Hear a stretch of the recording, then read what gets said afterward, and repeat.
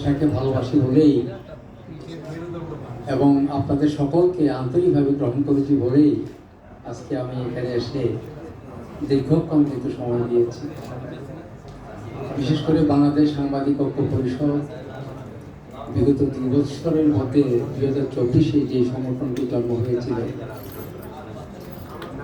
খুব অল্প সময়ের মধ্যে কিন্তু তারা তাদের কাঙ্ক্ষিত এবং তারা যেটা চেয়েছে সবাইকে ঐক্যবদ্ধভাবে তাদের অভিযাত্রা চালাবে। একটি কথা প্রথমে বলি, তুষার সিংহ হিমালয় প্রথম যারা দেখেছে ওই তুষার সিংহ হিমালয়ের মধ্যে আমি যাব, কিরকম তাদের হিমালয়ের পাহাড়ের উচ্চতে উঠবো, ওই স্বপ্ন থেকে কিন্তু তারা চেষ্টা করেছে, প্রচেষ্টা চালিয়েছে। উৎসাহ, প্রেরণা, কর্মকৌশল, দক্ষতা, তাদের যোগ্যতা, তাদের মেধা, তাদের সব কিছুকে ঢেলে দিয়ে কিন্তু তারা সেই চূড়ায়, সেই শৃঙ্গে, সেই এভারেস্ট বিজয়ের জন্য তারা তৈরি হয়েছিল। আমার মনে হয় একটি জিনিস আমি বলতে চাই, আমি যেহেতু শিক্ষক, আমার বয়সও কম না, 1950-এ আমার জন্ম, প্রায় 76 বছর এখন আমার বয়স। কাজ করে না তো আজকে আমার মনে হয় আমি খুবই প্রীত হয়েছি, এই জন্য আমি বারবার আপনাদের কাছে আসি। প্রতিটি প্রোগ্রামে আমি এসেছি, কারণ এসেছি এই জন্যই, সাংবাদিকতা একটা পবিত্র পেশা। চিকিৎসা এটা অবশ্যই অসম্ভব একটি পেশা যেটা মানুষকে বাঁচিয়ে রাখে। তার মধ্যে শিক্ষকতা, আমরা যারা শিক্ষক পেশায় আছি, আরেকটি অসম্ভব একটা পবিত্রতম পেশা, যেখানে মানুষের বিদ্যা জ্ঞান তাদেরকে আলোকিত করে, তাদের ভিতরে বিবেক বোধে তাদেরকে জাগিয়ে দেয়, জাগ্রত করে, তাদের সুপ্ত প্রতিভাকে জাগিয়ে দেয়। এই জন্য সাংবাদিকতা প্রতিটি দেশের জন্য খুবই গ্রহণযোগ্য।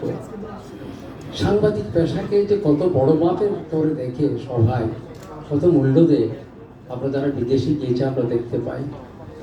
অন্যরা যেতে না পারলে কিন্তু সাংবাদিকরা কিন্তু অনেক অনেক যারা খুবই বিশেষ করে যেখানে সংবাদ সংগ্রহ করবে এবং যে মানুষের কাছে সহজে যাওয়া যায় না, তারা কিন্তু সেখানে যেতে পারে, সেই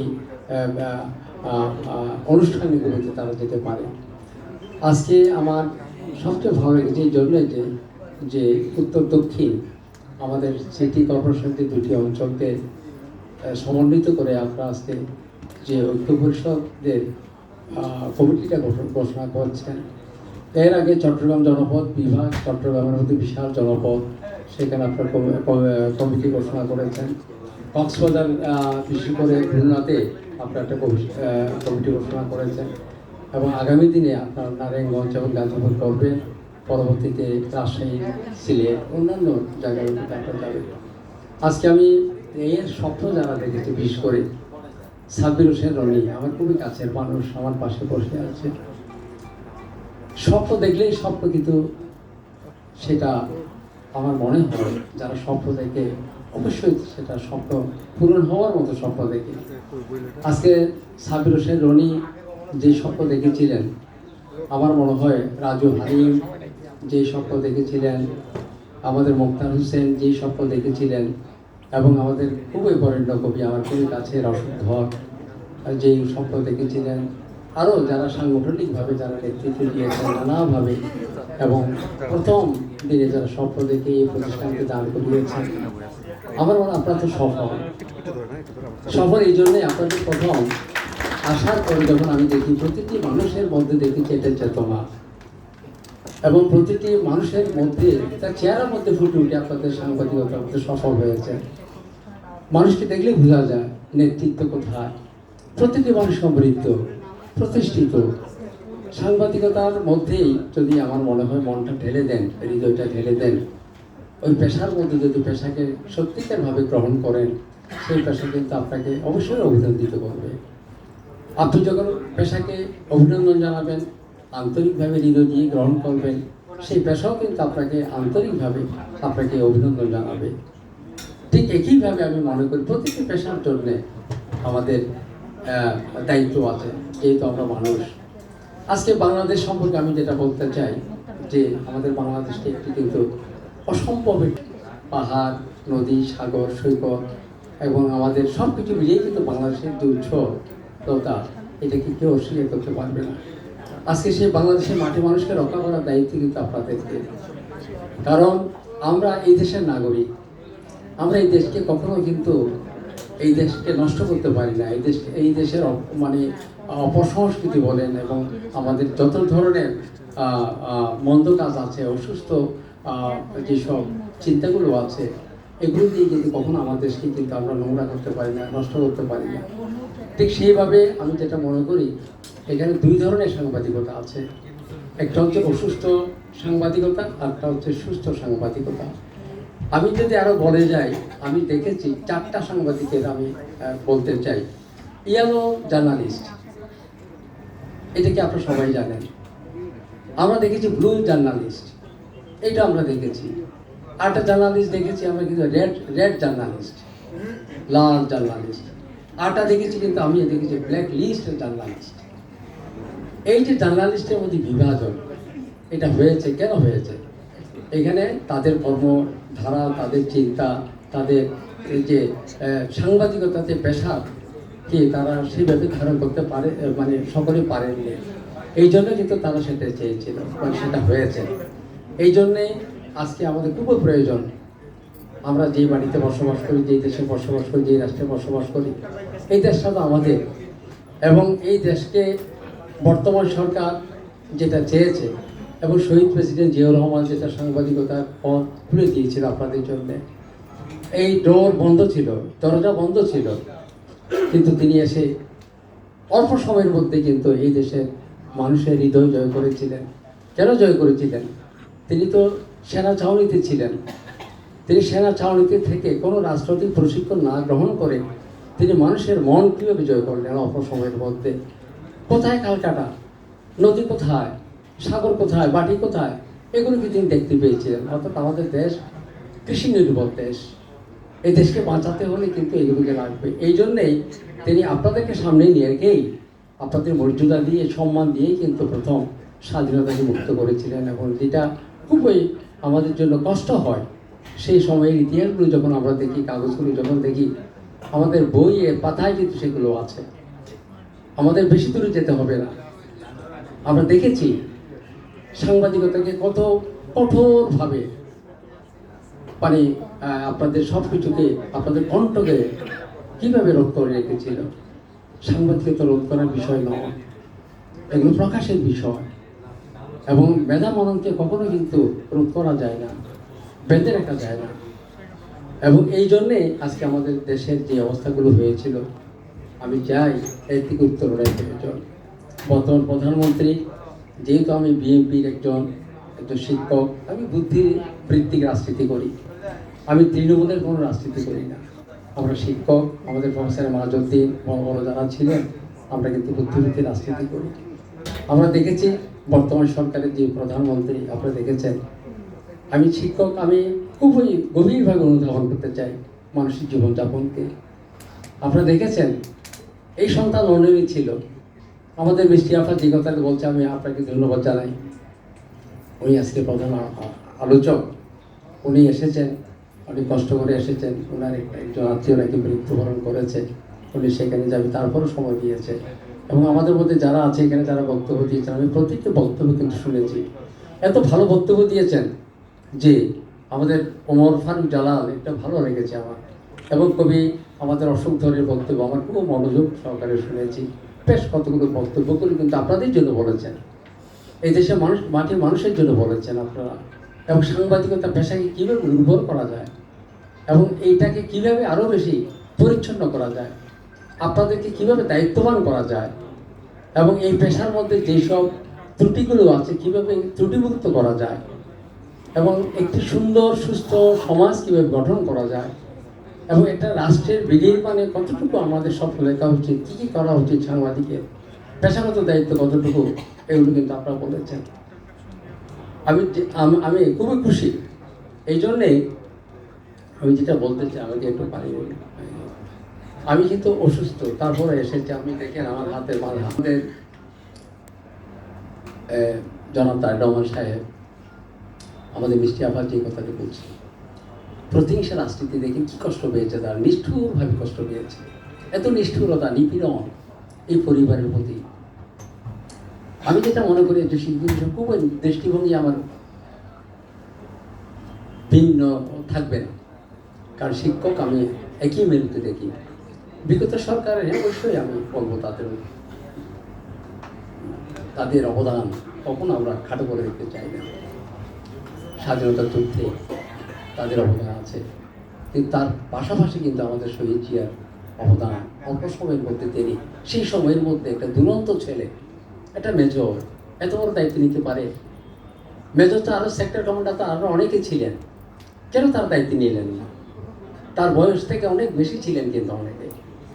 আমি চট্টগ্রামের সন্তান, আমি দেখেছি তাকে আমাদের বোয়ালখালীতে, আমাদের যে আজকে যে চট্টগ্রামের মধ্যে যে শহীদ জিয়ার যে ভাষণ, সেদিন আমরা কালুরঘাট আমার পাশে, কর্ণফুলী নদীর পাশে আমি দেখেছি, এবং সেখানে তিনি কীভাবে ছিলেন তাও দেখেছি। একটি গ্রাম ছিল বৌদ্ধ পল্লী, আমাদের বৌদ্ধ পল্লী তিনি আশ্রয় নিয়েছিলেন, একটা টেম্পলে আশ্রয় নিয়েছিলেন, সেখানে থাকতেন। আমাদের সেখানকার মানুষেরা তাকে সাহায্য করেছে। আমি এই জন্য বলছি কথাগুলো, যে সেই রকম একটা কীরকম সাহসের মাধ্যমে সেই সময়ের মধ্যে ওই স্বাধীনতার ঘোষণা দিয়ে আমাদের জাতিকে উদ্ধার করেছেন, রাষ্ট্রকে উদ্ধার করেছেন। সেই পর থেকে তিনি খুব অল্প সময়ের মধ্যে এই দেশকে একটা সুন্দর দেশ করেছেন। উনি অল্প সময় পেয়েছেন, বেশি সময় পাননি। আপনারা দেখেছেন যে খালের মধ্যে তিনি গিয়েছেন, পাহাড়ে তিনি গিয়েছেন, নদীতে গিয়েছেন তিনি, এবং সাগরে গিয়েছেন তিনি, কৃষক শ্রমিকদের জন্য সঙ্গে মিশেছেন তিনি। শহীদ জিয়া তিনি একবার সম্পূর্ণভাবে স্বাধীন একটা সেনাবাহিনীতে ছিলেন, সামরিতে ছিলেন। মানুষের দুঃখ কষ্ট দেখার তিনি সেই রকম সুযোগ পাননি। এমনকি রেলওয়েতে তিনি গেছেন, এই যে মানে ছাউনি যারা ছিলেন, রেলওয়ের পাশে যারা ছিলেন, এইসব দুঃখী মানুষদেরকে তিনি সংগ্রহ করেছেন, দেখেছেন, রাতের মধ্যে তিনি বের হয়েছেন। তার জীবনযাত্রা আমরা দেখেছি। ঠিক একইভাবে পরিবারে দেখতে পাই আজকে আমি যখন দেখি চোখ দিই আমাদের তারেক রহমান সাহেবের কাছে। তারেক রহমানের এখন ব্যবহারিক জীবনটা দেখেন আপনি, উনি দেশের জন্য প্রতিটি মুহূর্তে কিন্তু ভাবে। আমি দেখেছি যে তার জীবনযাপনে কোনো বাহুল্য নাই, আধিক্য নাই, খুবই সরল সহজ জীবন।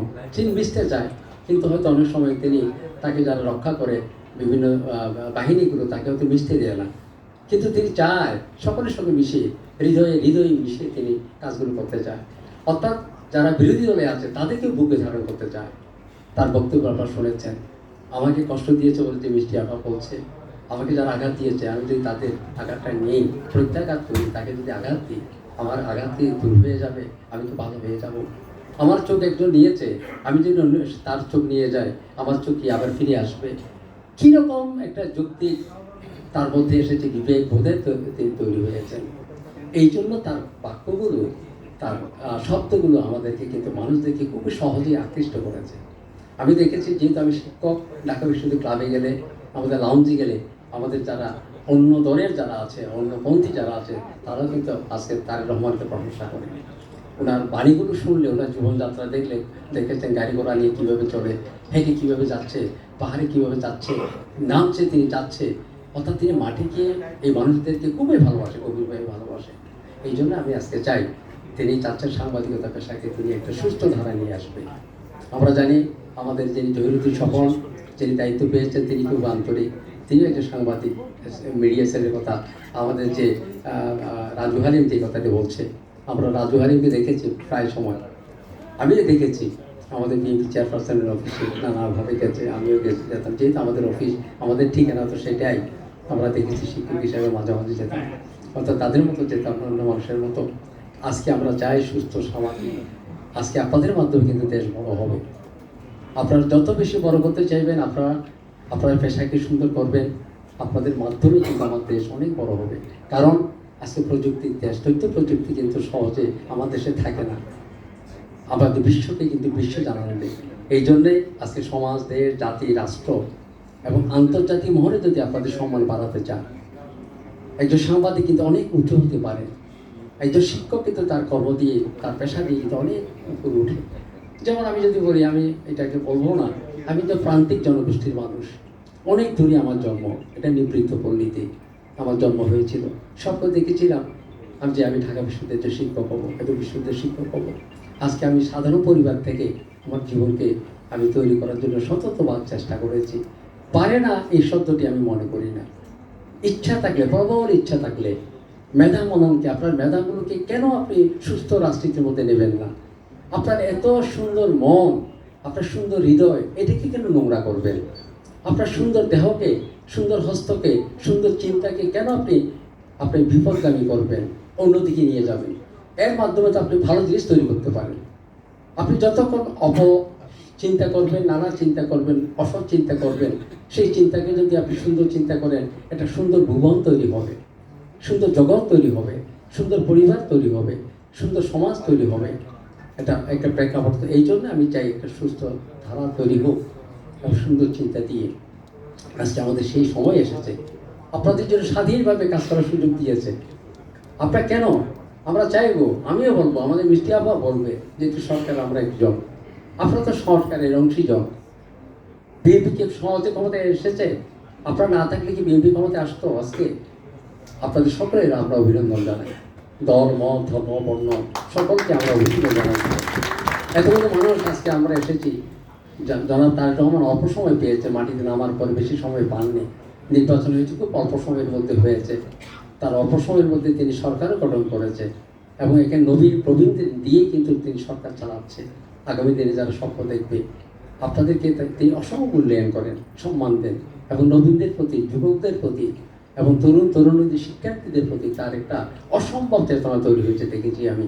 ছোট ছোট বালক বালিকাদের প্রতি তার যে দরদ, এটাকে আমি দেখেছি। ম্যাডাম যেটা করতেন, আমাদের ম্যাডাম বিএনপি চেয়ারপারসন যেটা করতেন, এবং তার মা কীভাবে মারা গেছেন, আমাদের যে গণতন্ত্রের একজন অসম্ভব আপোষ সেই নেত্রী। আমরা দেখেছি কীরকম একজন মহিলা একটা ছোট্ট করেছিল। আমি দেখেছি, আমি গিয়েছি, আমার চোখ পানি এসেছে। আমি যখন যেতাম, এই যে আজকে মেডিকেল, যেটা শাহবাগের মেডিকেল, সেই মেডিকেলে গেলে একটা প্রকোষ্ঠে এরকম একটা মহিলা থাকতে পারে, চলতে পারে বছরকে বছর। সম্ভব একটা মানুষ যদি তার আলো বাতাস না থাকে, তিনি চলতে পারে। সেইরকম করে এখানে একটা নারীকে, একটা মহিষী নারীকে আমরা কীভাবে শেষ করেছি, এগুলো দেখেছি আমরা। এই জন্য জানাজাতে মানুষ হয়েছে। আপনারা দেখেছি কীরকম জানাজাতে মানুষ হয়েছে। আমরা এই দেশকে ভালোবাসি, কারো মৃত্যু চাই না। আমরা বিগত সরকার যারা আছে তাদেরও মৃত্যু চাই না, সেভাবে হোক আমরা সেটা কখনো চাইব না। কারণ বিএনপি এখন সৎ রাজনীতি করে, বিএনপি অনেক আদর্শিক রাজনীতি করে। বিএনপি এখন আগের মতো প্রতিহিংসা রাজনীতি করে না, ভালোবাসার রাজনীতি করে। বিএনপি মানুষকে হৃদয় জয় করতে চায়, তাদের কর্ম দিয়ে, তাদের ব্যবহার দিয়ে, তাদের জীবনযাত্রা দিয়ে, তাদেরকে সকলকে ধারণ করতে চায় বিএনপি। আমাদের তরুণ নেতা যিনি জনাব তারেক রহমান, আমি সেটা দেখেছি। তিনি দীর্ঘদিন থেকে বাইরে থেকে তার জীবনযাপন তৈরি হয়েছে, এটাকে ঢেলে দিয়ে বাংলাদেশের মানুষকে সাজাতে চাচ্ছে। তো যাই হোক, আজকে আমি আর বেশি